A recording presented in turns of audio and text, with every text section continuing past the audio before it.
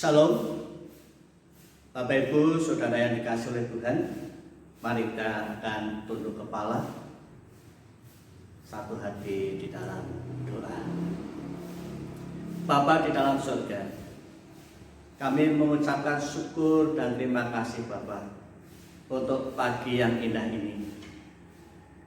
Engkau telah mempertemukan kami di dalam ibadah raya, meskipun kami saat ini melakukan ibadah di rumah kami masing-masing, namun kami percaya Engkau hadir di tengah-tengah kami.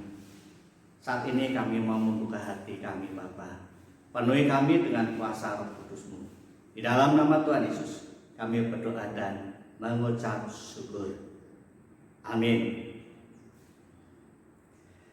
Kebenaran firman Tuhan pada pagi hari ini 26 April 2020 berjudul Tuhan menepati janjinya.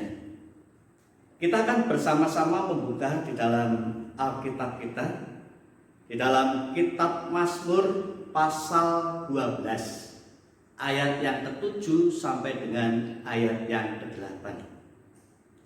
Demikian firman Tuhan. Janji Tuhan adalah janji yang murni, bagaikan perak yang teruji, 7 kali dimurnikan dalam dapur peleburan di tanah. Engkau Tuhan yang akan menepatinya.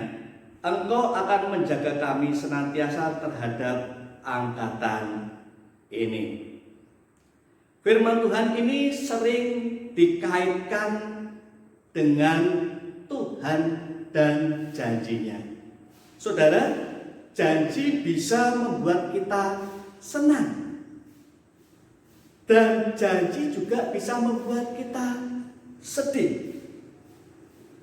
Senang saat janji ditepati, dan sedih saat janji tidak ditepati.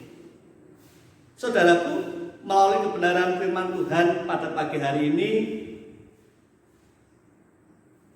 kita akan bersama-sama memahami janji-janji Tuhan dengan benar.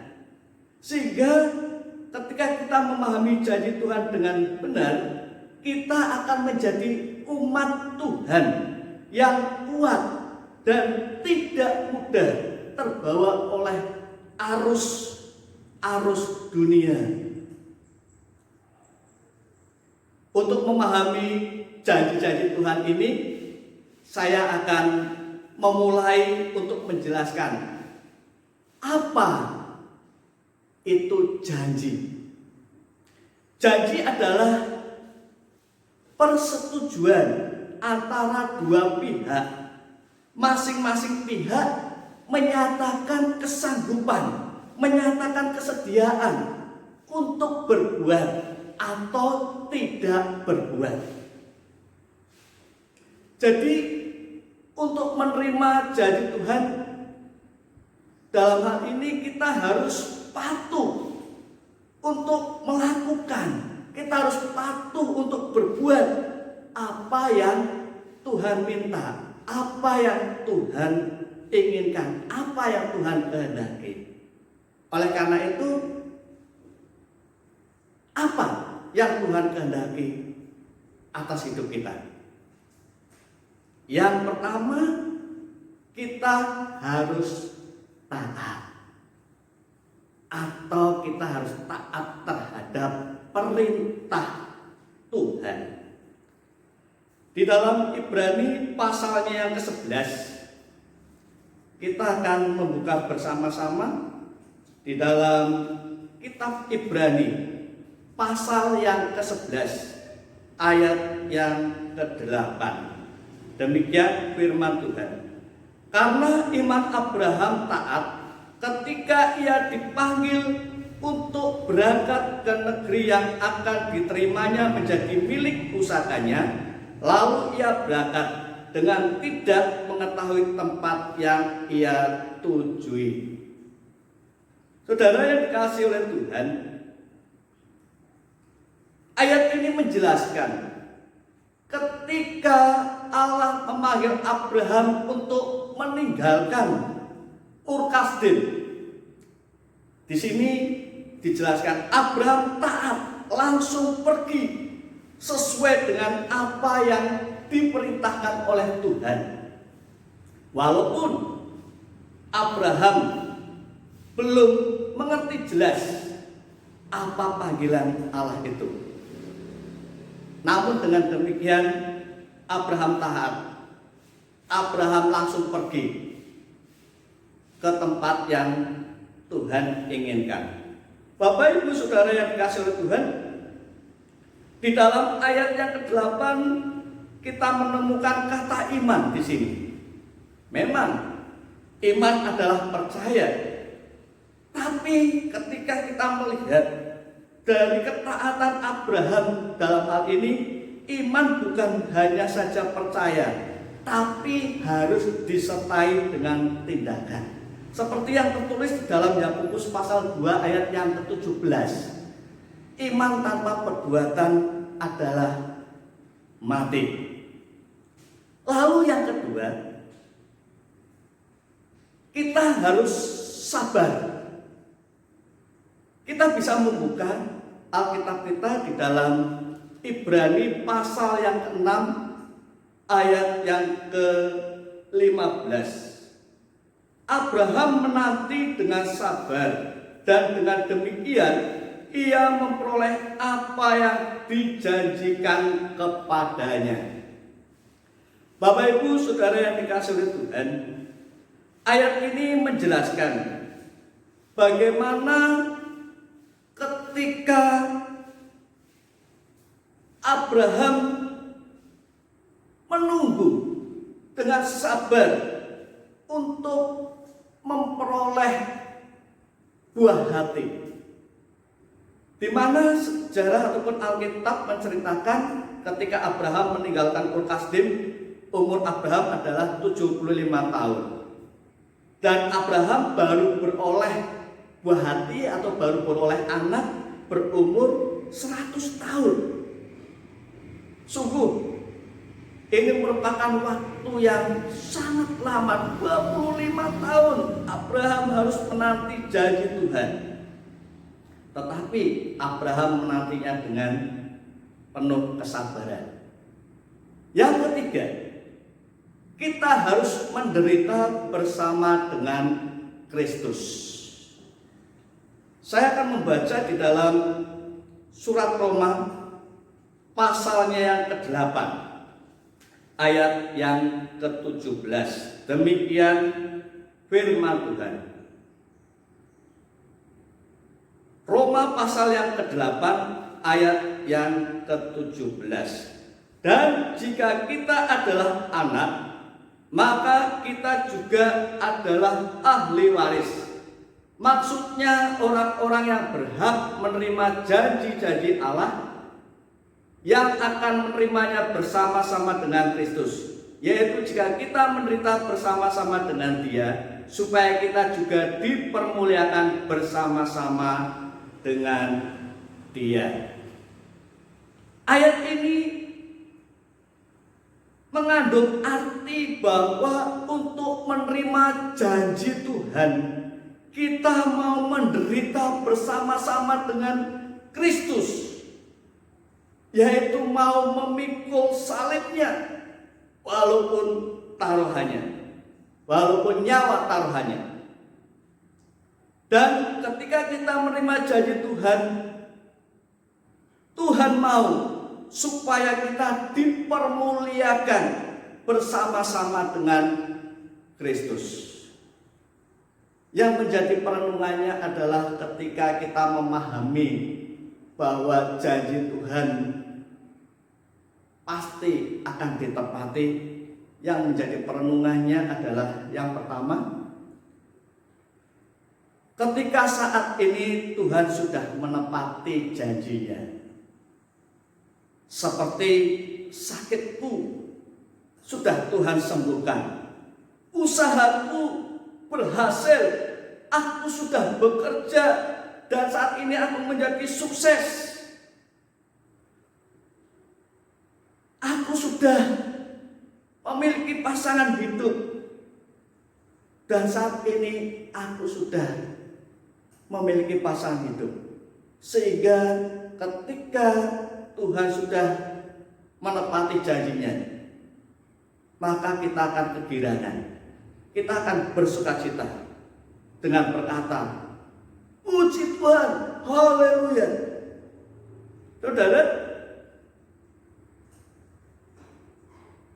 lalu bagaimana ketika Tuhan menegur kita dengan berkata, bukan teriakan puji Tuhan, bukan teriakan haleluya yang aku inginkan. Ketika kita mendengarkan teguran Tuhan itu, mungkin kita akan berpura-pura tanya kepada Tuhan, lalu apa yang engkau inginkan dariku Tuhan? Lalu Tuhan menjawab, kalau aku sudah menyembuhkan penyakitmu, aku ingin tubuhmu untuk memuliakan Tuhan. Kalau aku sudah memberimu pekerjaan dan kamu berhasil, aku ingin 10% penghasilanmu kamu persembahkan untuk Tuhan. Aku sudah memberi pasangan hidup untukmu.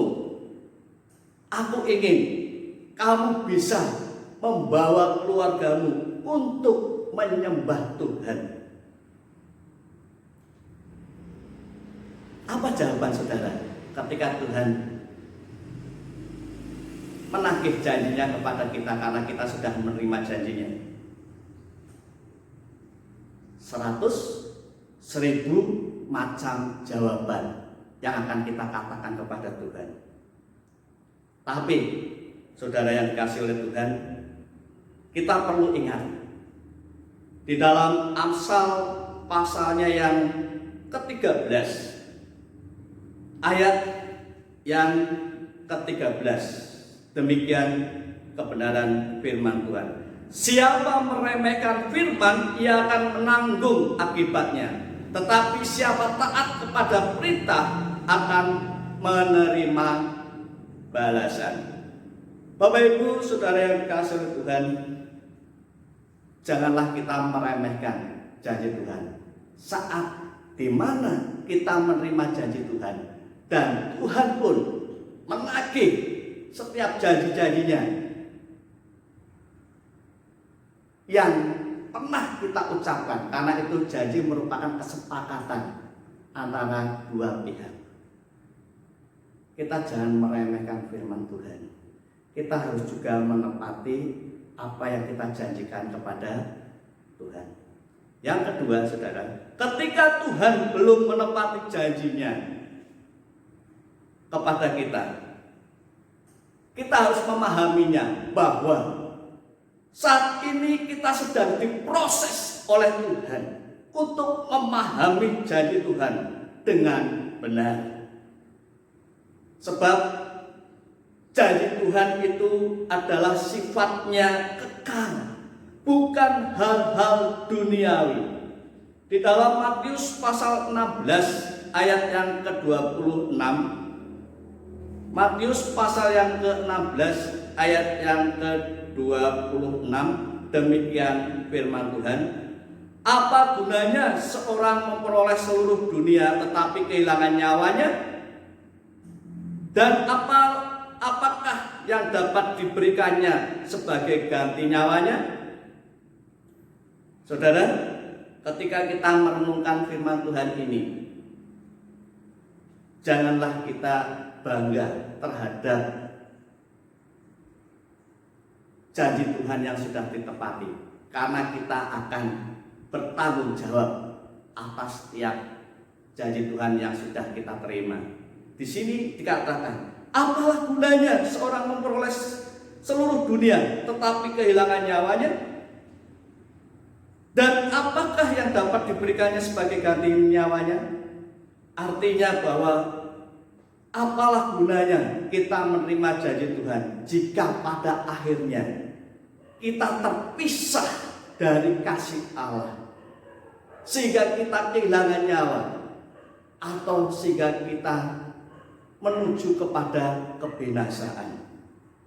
Saudara yang dikasihi oleh Tuhan, oleh karena itu Paulus berkata di dalam suratnya kepada Timotius, 1 Timotius pasal yang keempat ayat yang ke-7b sampai dengan ayat yang ke-8.